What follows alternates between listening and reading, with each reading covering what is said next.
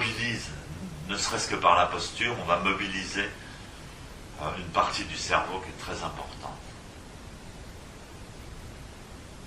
En fait, tout le monde pense qu'il y a le cerveau d'un côté, le cerveau, la pensée, l'intelligence d'un côté, puis le corps de l'autre.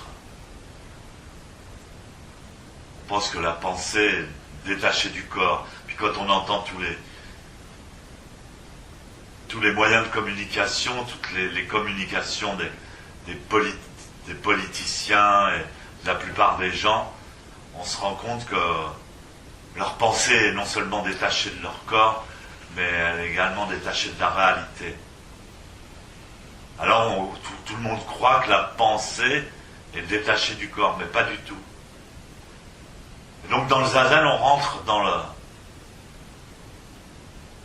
la réalité de la pensée. Alors on étudie maintenant les expressions non verbales ou gestuelles, par exemple, toujours des hommes politiques, pour voir s'ils mentent ou si leur pensée est en concordance avec leur nature profonde. On regarde leur comportement, leur attitude, leur gestuelle. Donc la preuve que la pensée s'exprime autant par le corps que par la parole, blablabla. Bla bla.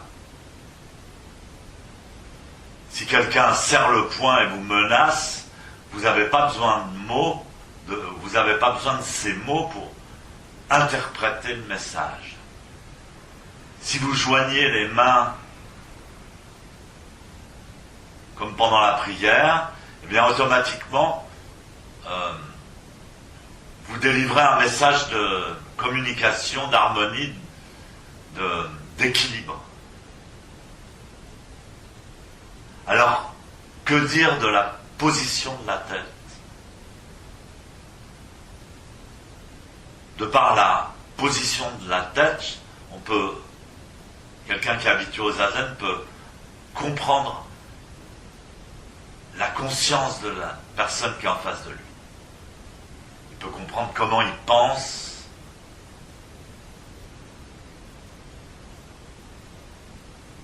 Donc dans le zazen, chaque cellule du corps, chaque centimètre carré du corps est important. Et pense.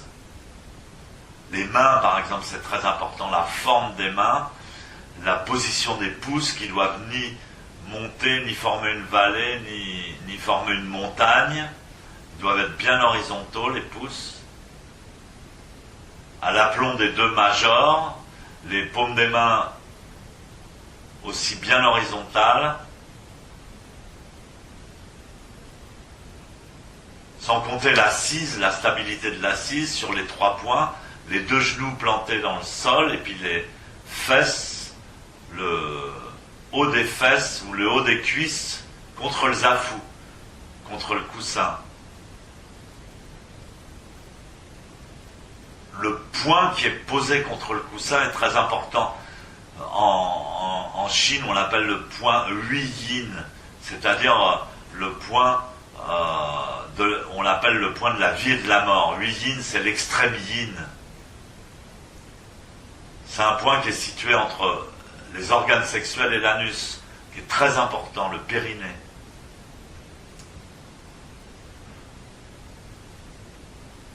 Donc tout ça, ça pense. Tout ça, ça participe de la conscience. Évidemment, la position de la colonne vertébrale. Donc on va se positionner tel que l'enseigne la méthode que Ingrid vous a expliqué. La méthode pour s'asseoir, les points sur lesquels il faut prêter attention. Mais en fait, le véritable zazen commence au moment où vous pouvez lâcher. Vous pouvez vous lâcher. Quand on dit vous lâcher, ça veut dire on peut lâcher l'ego. En lâchant l'ego, on se connecte à la totalité.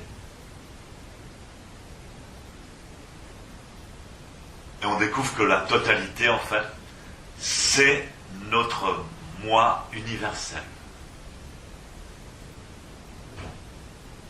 Le zazen, c'est ça, c'est se connecter à ça, simplement. Le reste, ça se fait tout seul. Alors, c'est pas toujours spécifiquement confortable. Évidemment, si vous êtes habitué à pratiquer, c'est plus confortable.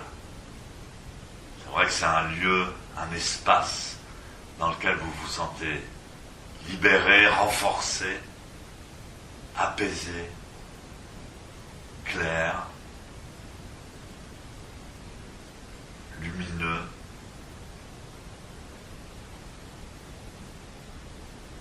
Et vous coupez la dépendance au monde extérieur.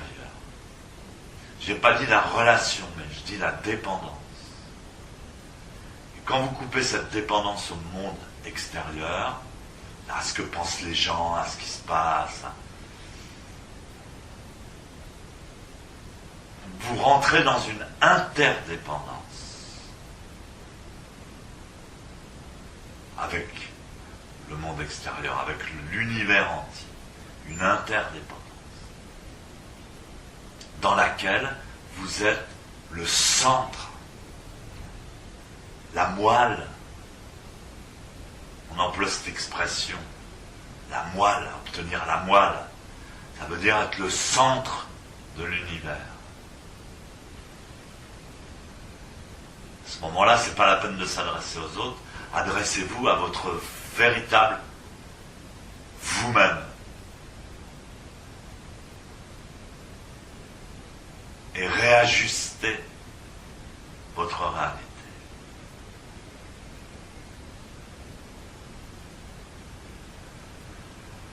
Réparez.